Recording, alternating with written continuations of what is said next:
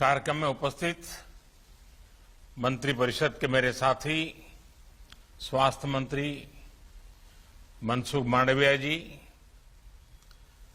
मंत्रिमंडल के मेरे अन्य सभी सहयोगी, वरिष्ठ अधिकारीगण, देश भर से जुड़े सरकारी और प्राइवेट अस्पतालों के चिकित्सक, हेल्थ मैनेजमेंट से जुड़े लोग, कार्यक्रम में उपस्थित अन्य सभी महानुभाव और मेरे प्यारे भाई और बहनों, 21वीं सदी में आगे बढ़ते हुए भारत के लिए आज का दिन बहुत महत्वपूर्ण है। बीते 7 वर्षों में देश की स्वास्थ्य सुविधाओं को मजबूत करने का जो अभियान चल रहा है, वो आज से एक नए चरण में प्रवेश कर रहा है और ये सामान्य चरण नहीं है, ये असामान्य चरण है। आज एक ऐसे मिशन की शुरुआत हो रही है जिसमें भारत की स्वास्थ्य सुविधाओं में क्रांतिकारी परिवर्तन लाने की बहुत बड़ी ताकत है। साथियों, 3 साल पहले पंडित दीनदयाल उपाध्याय जी की जन्म जयंती के अवसर पर पंडित जी को समर्पित आयुष्मान भारत योजना पूरे देश में लागू हुई थी। मुझे खुशी है कि आज से आयुष्मान भारत डिजिटल मिशन भी पूरे देश में शुरू किया जा रहा है। ये मिशन देश के गरीब और मध्यम वर्ग के इलाज में होने वाली जो दिक्कतें हैं, उन दिक्कतों को दूर करने में बहुत बड़ी भूमिका निभाएगा। टेक्नोलॉजी के माध्यम से मरीजों को पूरे देश के हजारों अस्पतालों से कनेक्ट करने का जो काम आयुष्मान भारत ने किया है, आज उसे भी विस्तार मिल रहा है, एक मजबूत टेक्नोलॉजी प्लेटफॉर्म मिल रहा है। साथियों, आज भारत में जिस तरह टेक्नोलॉजी को गुड गवर्नेंस के लिए, गवर्नेंस सुधारने का एक आधार बनाया जा रहा है, वो अपने आप में जन सामान्य को एम्पावर कर रहा है। यह अभूतपूर्व है। डिजिटल इंडिया अभियान ने भारत के सामान्य मानवी को डिजिटल टेक्नोलॉजी से कनेक्ट करके देश की ताकत अनेक गुना बढ़ा दी है। अब हम भलीभांति जानते हैं, हमारा देश गर्व के साथ कह सकता है 130 करोड़ आधार नंबर, 118 करोड़ मोबाइल सब्सक्राइबर्स, लगभग 80 करोड़ इंटरनेट यूजर, करीब 43 करोड़ 43 करोड़ जनधन बैंक खाते, इतना बड़ा कनेक्टेड इंफ्रास्ट्रक्चर दुनिया में कहीं नहीं है। ये डिजिटल इंफ्रास्ट्रक्चर राशन से लेकर प्रशासन तक हर एक को तेज और पारदर्शी तरीके से सामान्य भारतीय तक पहुंचा रहा है। यूपीआई के माध्यम से कभी भी कहीं भी डिजिटल लेन देन में आज भारत दुनिया में अपनी पहचान बना रहा है। अभी देश में जो ई रूपी वाउचर शुरू किया गया है वो भी एक शानदार पहल है। साथियों, भारत के डिजिटल समाधानों ने कोरोना से लड़ाई में भी हर भारतीय को बहुत मदद की है, एक नई ताकत दी है। अब जैसे आरोग्य सेतु ऐप से कोरोना संक्रमण के फैलते हुए रोकने में एक सजगता लाना, जागृति लाना, पूरी परिस्थिति को पहचानना, अपने आसपास के परिसर को जानना, इसमें आरोग्य सेतु ऐप ने बहुत बड़ी मदद की है।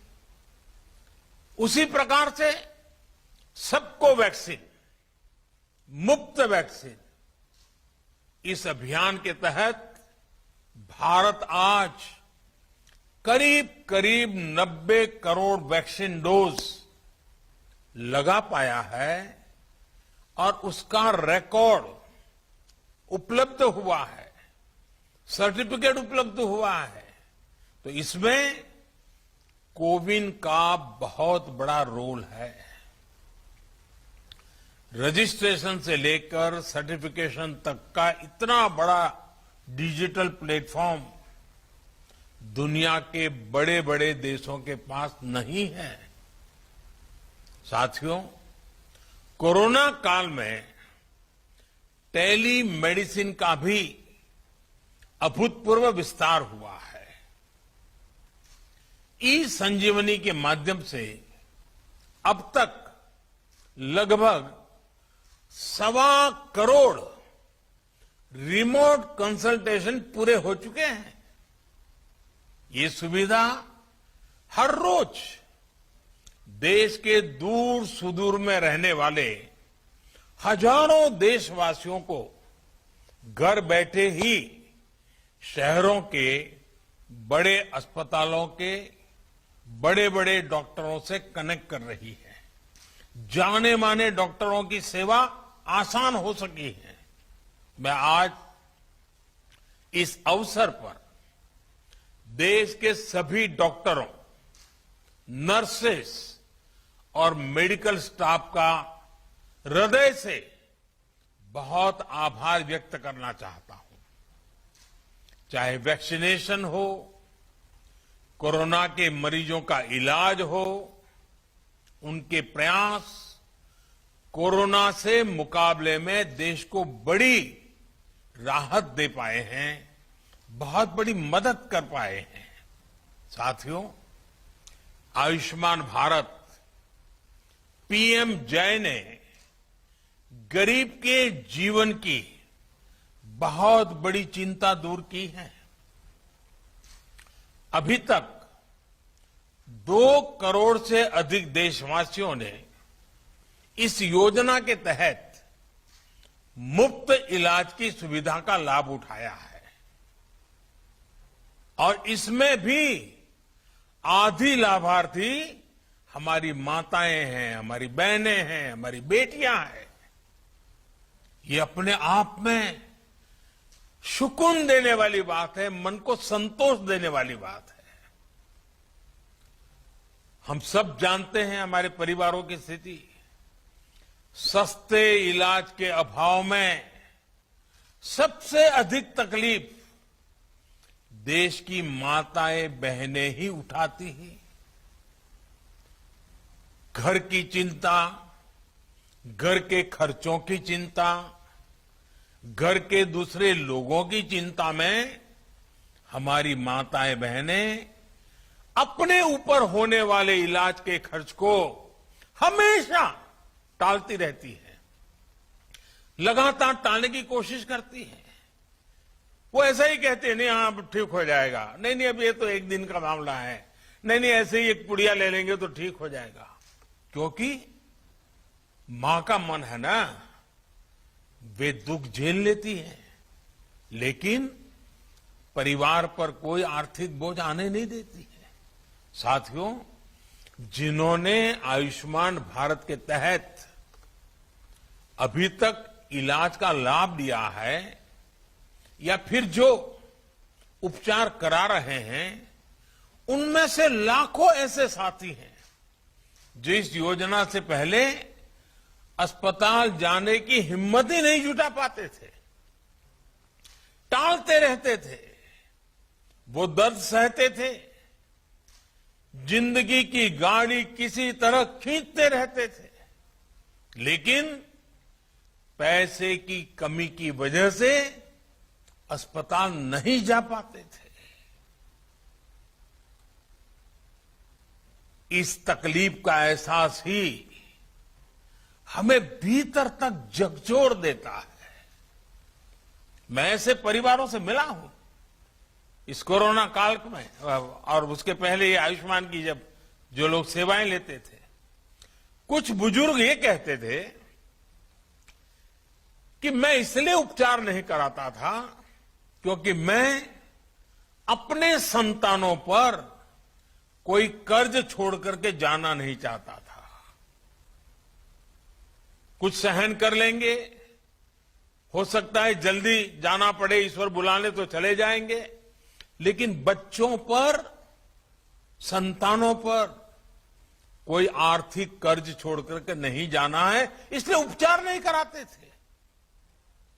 और यहां इस कार्यक्रम में उपस्थित हमसे ज्यादातर ने अपने परिवार में, अपने आसपास ऐसे अनेकों लोगों को देखा होगा।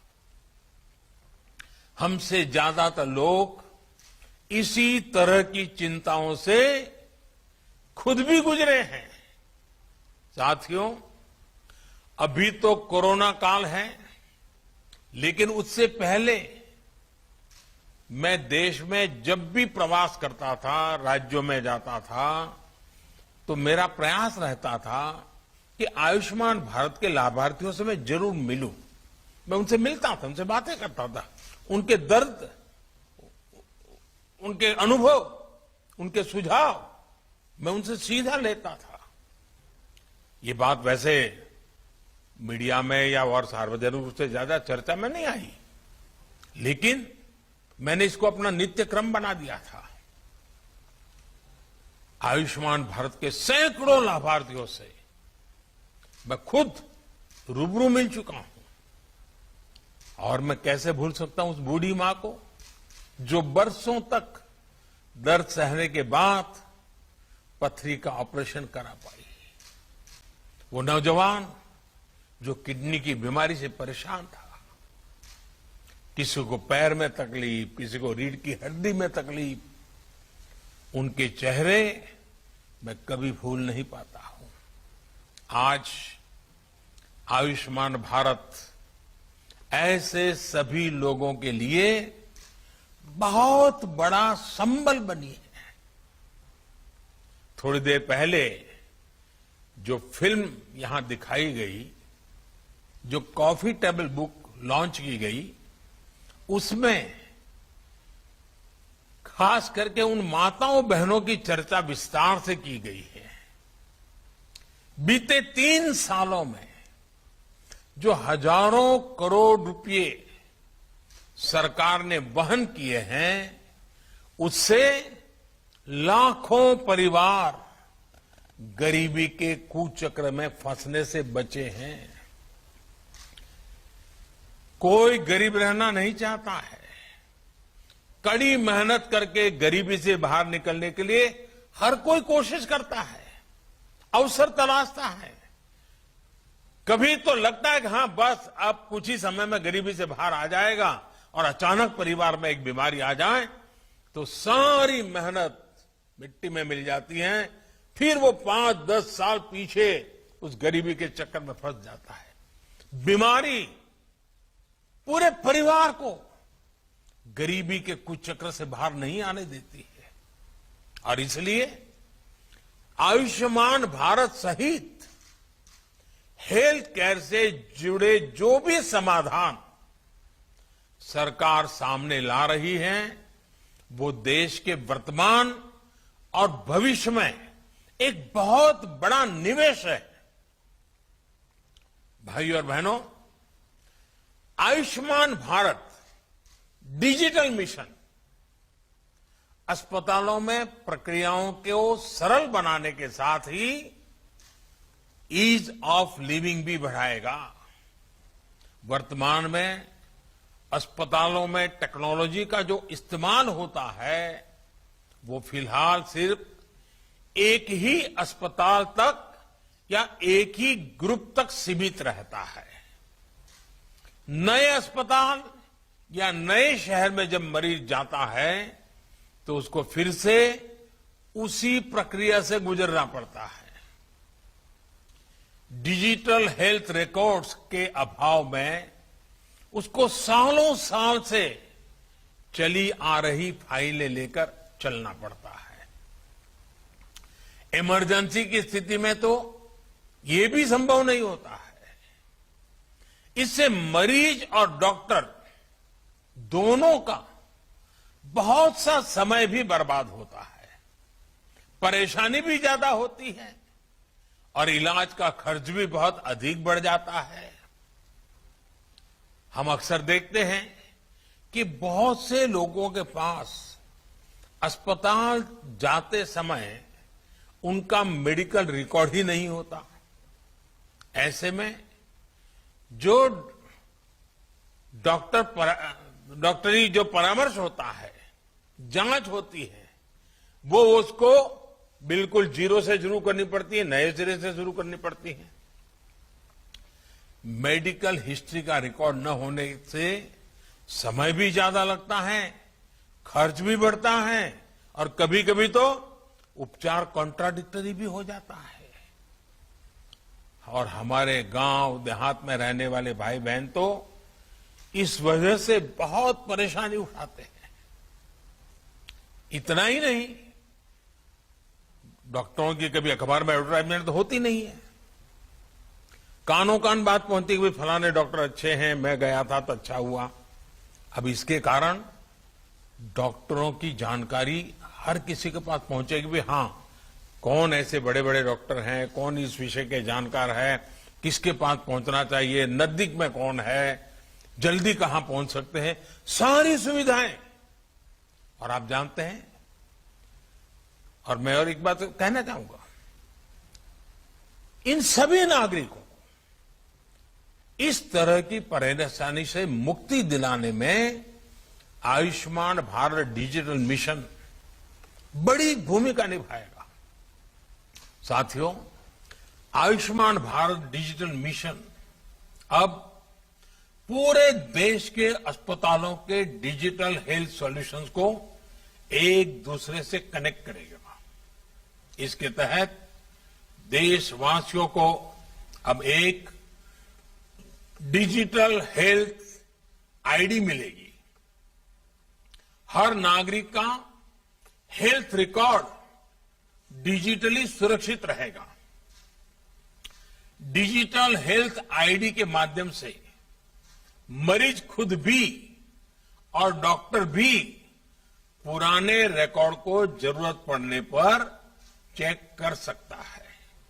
यही नहीं, इसमें डॉक्टर, नर्स, पैरामेडिक्स जैसे साथियों का भी रजिस्ट्रेशन होगा। देश के जो अस्पताल है, क्लिनिक है, लैब्स हैं, दवा की दुकानें हैं, ये सभी भी रजिस्टर होगी। यानी ये डिजिटल मिशन हेल्थ से जुड़े हर स्टेक होल्डर को एक साथ एक ही प्लेटफॉर्म पर लाएगा। साथियों, इस मिशन का सबसे बड़ा लाभ देश के गरीबों और मध्यम वर्ग को होगा। एक सुविधा तो ये होगी कि मरीज को देश में कहीं पर भी ऐसा डॉक्टर ढूंढने में आसानी होगी जो उसकी भाषा भी जानता है, समझता है और उसकी बीमारी के उत्तम से उत्तम उपचार का वो अनुभवी है। इससे मरीजों को देश के किसी कोने में भी उपस्थित स्पेशलिस्ट डॉक्टर से संपर्क करने की सहूलियत बढ़ेगी। सिर्फ डॉक्टर ही नहीं, बल्कि बेहतर टेस्ट के लिए लैब्स और दवा दुकानों की भी पहचान आसानी से संभव हो पाएगी। साथियों, इस आधुनिक प्लेटफॉर्म से इलाज और हेल्थ केयर पॉलिसी मेकिंग में से जुड़ा पूरा इकोसिस्टम और अधिक प्रभावी होने वाला है। डॉक्टर और अस्पताल इस प्लेटफॉर्म का उपयोग अपनी सर्विस को रिमोट हेल्थ सर्विस प्रोवाइड करने में कर पाएंगे। प्रभावी और विश्वस्त डेटा के साथ इससे इलाज भी बेहतर होगा और मरीजों को बचत भी होगी। भाई और बहनों, देश में स्वास्थ्य सेवाओं को सहज और सुलभ बनाने का जो अभियान आज पूरे देश में शुरू हुआ है, ये 6-7 साल से चल रही सतत प्रक्रिया का एक हिस्सा है। बीते वर्षों में भारत ने देश में आरोग्य से जुड़ी दशकों की सोच और अप्रोच में बदलाव किया है। अब भारत में एक ऐसे हेल्थ मॉडल पर काम जारी है जो होलिस्टिक हो, समावेशी हो। एक ऐसा मॉडल जिसमें बीमारियों से बचाव पर बल हो, यानी प्रिवेंटिव हेल्थ केयर, बीमारी की स्थिति में इलाज सुलभ हो, सस्ता हो और सबकी पहुंच में हो। योग और आयुर्वेद जैसी आयुष की हमारी पारंपरिक चिकित्सा पद्धति पर बल हो। ऐसे सभी प्रोग्राम गरीब और मध्यम वर्ग को बीमारी के कुचक्र से बचाने के लिए शुरू किए गए। देश में हेल्थ इंफ्रा के विकास और बेहतर इलाज की सुविधाएं देश के कोने कोने तक पहुंचाने के लिए नई स्वास्थ्य नीति, हेल्थ पॉलिसी, स्वास्थ्य नीति बनाई गई। आज देश में एम्स जैसे बहुत बड़े और आधुनिक स्वास्थ्य संस्थानों का नेटवर्क भी तैयार किया जा रहा है। हर 3 लोकसभा क्षेत्र के बीच एक मेडिकल कॉलेज का निर्माण भी प्रगति पर है। साथियों, भारत में स्वास्थ्य सुविधाओं को बेहतर बनाने के लिए बहुत जरूरी है कि गांवों में जो चिकित्सा सुविधाएं मिलती हैं, उनमें सुधार हो। आज देश में गांव और घर के निकट ही प्राइमरी हेल्थ केयर से जुड़े नेटवर्क को हेल्थ एंड वेलनेस सेंटर में उससे सशक्त किया जा रहा है। अभी तक ऐसे लगभग 80,000 सेंटर्स चालू हो चुके हैं। ये सेंटर्स रूटीन चेकअप और टीकाकरण से लेकर गंभीर बीमारियों की शुरुआती जांच और अनेक प्रकार के टेस्ट की सुविधाओं से लैस हैं। कोशिश ये है कि इन सेंटर्स के माध्यम से जागरूकता बढ़े और समय रहते गंभीर बीमारियों का पता चल सके। साथियों, कोरोना वैश्विक महामारी के इस दौर में मेडिकल इंफ्रास्ट्रक्चर के निर्माण को निरंतर गति दी जा रही है।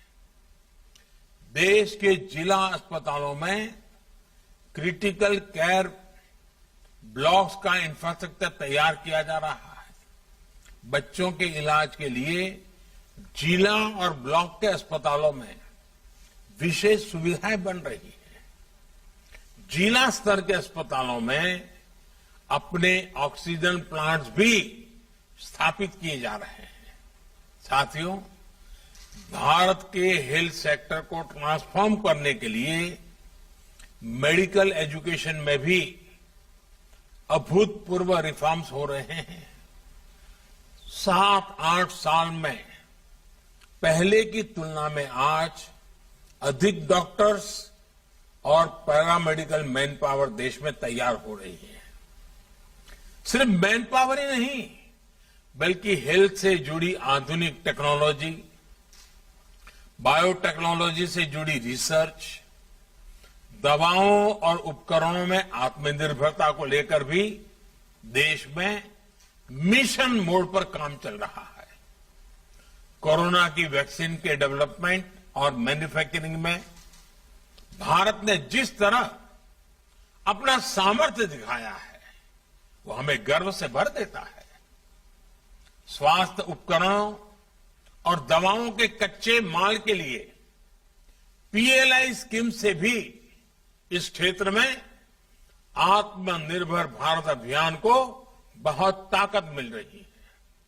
साथियों, बेहतर मेडिकल सिस्टम के साथ ही ये भी जरूरी है कि गरीब और मध्यम वर्ग का दवाओं पर कम से कम खर्च हो। इसलिए केंद्र सरकार ने जरूरी दवाओं, सर्जरी के सामान, डायलिसिस जैसी अनेक सेवाओं और सामान को सस्ता रखा है।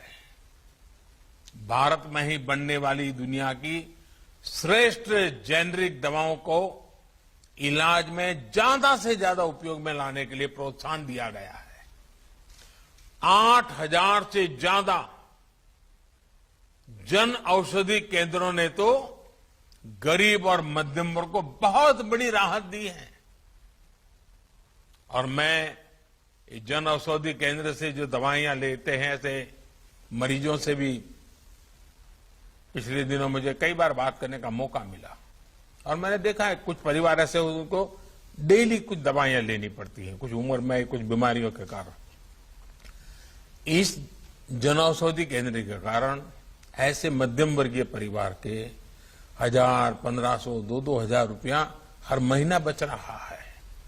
साथियों, एक संयोग ये भी है कि आज का ये कार्यक्रम वर्ल्ड टूरिज्म डे पर आयोजित हो रहा है। कुछ लोग सोच सकते हैं कि हेल्थ केयर के प्रोग्राम का टूरिज्म से क्या लेना देना, लेकिन हेल्थ का टूरिज्म के साथ एक बड़ा मजबूत रिश्ता है, क्योंकि जब हमारा हेल्थ इंफ्रास्ट्रक्चर इंटीग्रेटेड होता है, मजबूत होता है, तो उसका एक सकारात्मक प्रभाव टूरिज्म सेक्टर पर भी पड़ता है। क्या कोई टूरिस्ट ऐसी जगह जाना चाहेगा जहां किसी इमरजेंसी में इलाज की बेहतर सुविधा ही न हो? और कोरोना के बाद से तो अब ये और भी महत्वपूर्ण हो गया है।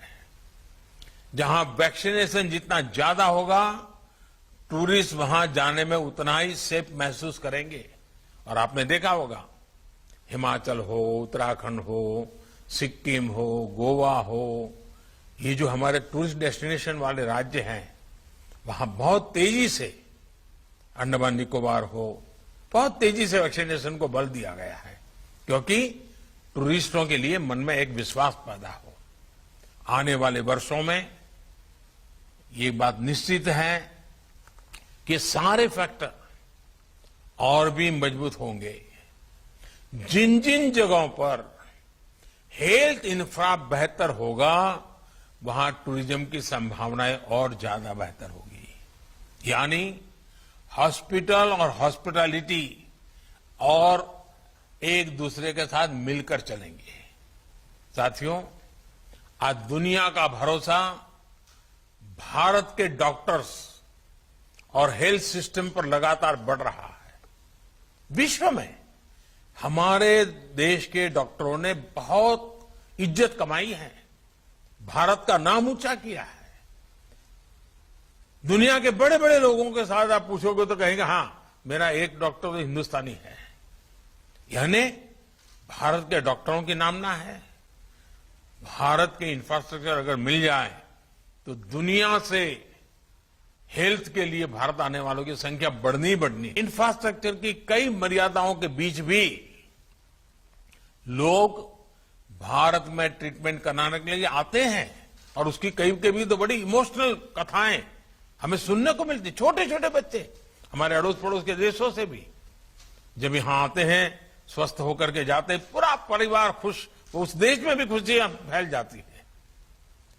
साथियों, हमारे vaccination programme, CoWIN technology platform और फार्मा सेक्टर ने हेल्थ सेक्टर में भारत की प्रतिष्ठा को और बढ़ाया है। जब आयुष्मान भारत डिजिटल मिशन द्वारा टेक्नोलॉजी की नई व्यवस्थाएं विकसित होगी तो दुनिया के किसी भी देश के मरीज को भारत के डॉक्टरों से कंसल्ट करने, इलाज करने, अपनी रिपोर्ट उन्हें भेजकर परामर्श लेने में बहुत आसानी हो जाएगी।